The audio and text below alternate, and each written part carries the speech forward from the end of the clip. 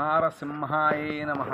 ఓం నమ శివాయ. హర హర మహాదేవ. శంభో శంకర. భూమాతాకి జై. సూర్య భగవానికి, చంద్ర భగవానికి, సకల దేవతల్ని, సకల శక్తులను వేడుకున్నమ్మ తల్లి మాతాకి జై. తల్లి నమస్తే అండి.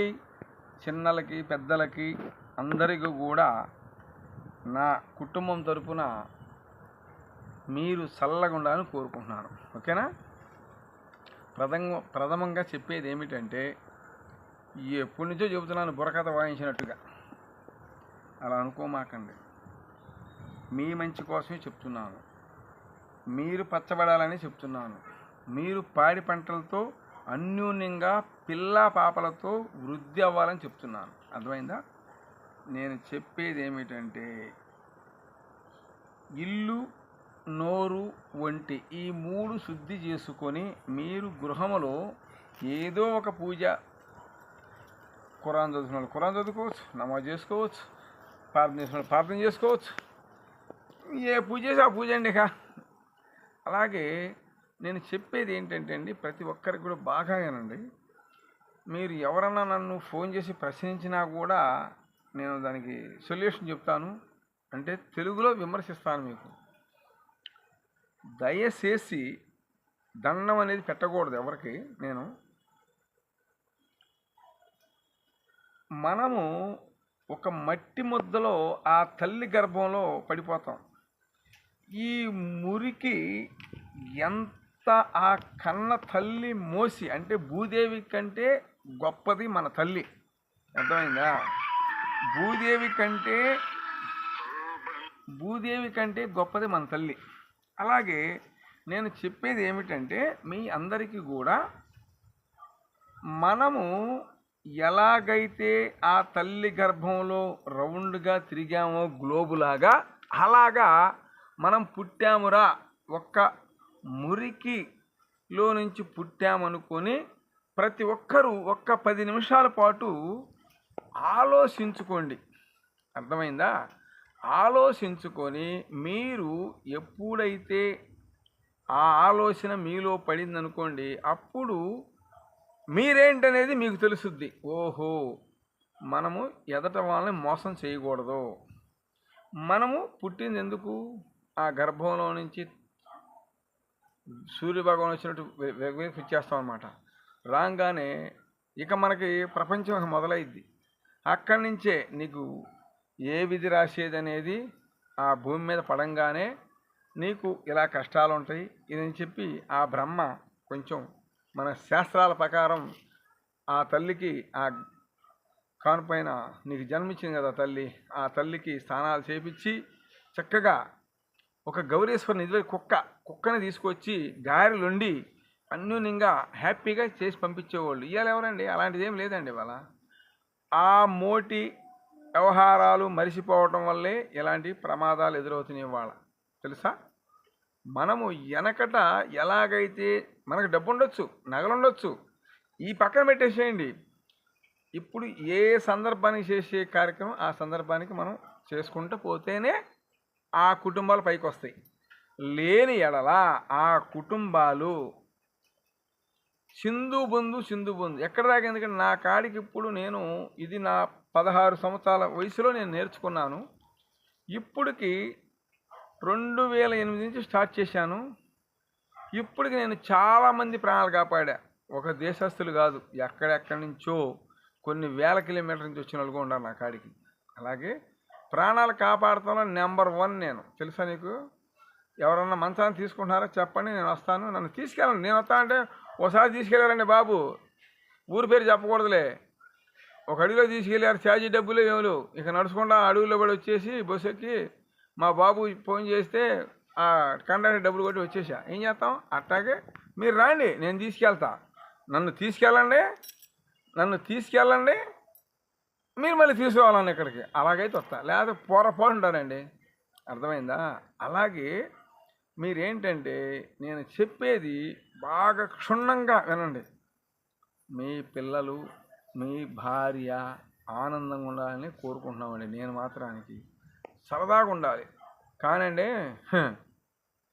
పచ్చని కుటుంబంలో రాళ్ళు వేయమాకండి ఎప్పుడు. అంటే వివాదాలు పెడతా ఉంటారు.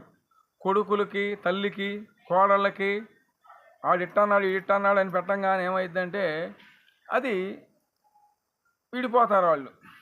విడిపోయాక నువ్వేం సాధిస్తావు? అది నీ పిల్ల పిల్ల తరంతరాన్ని తగులుద్దండోయ్. ఇవాళ నువ్వు పచ్చకుంటావు.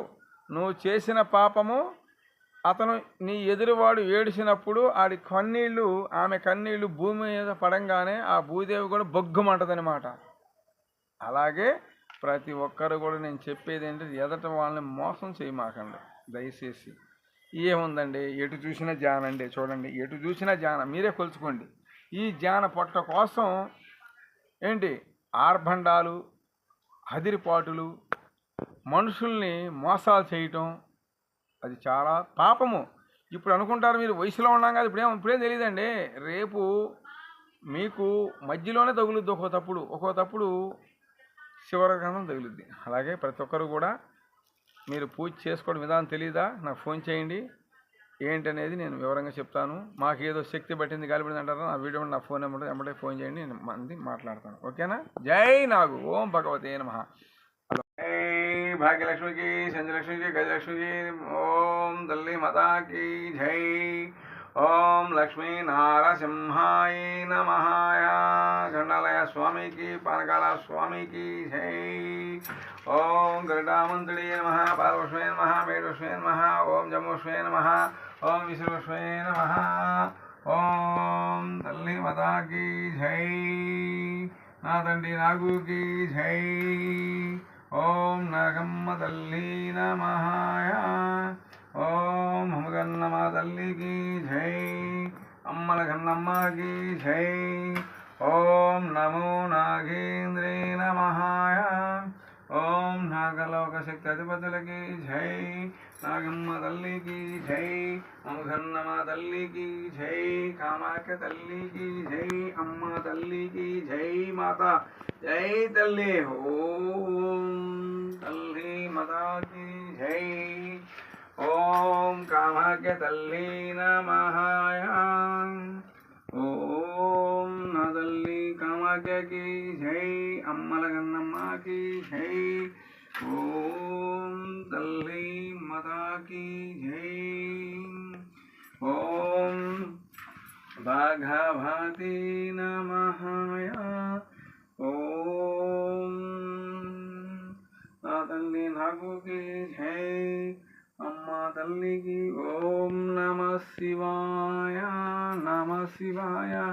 నమ శివాయ. నమ శివాయ.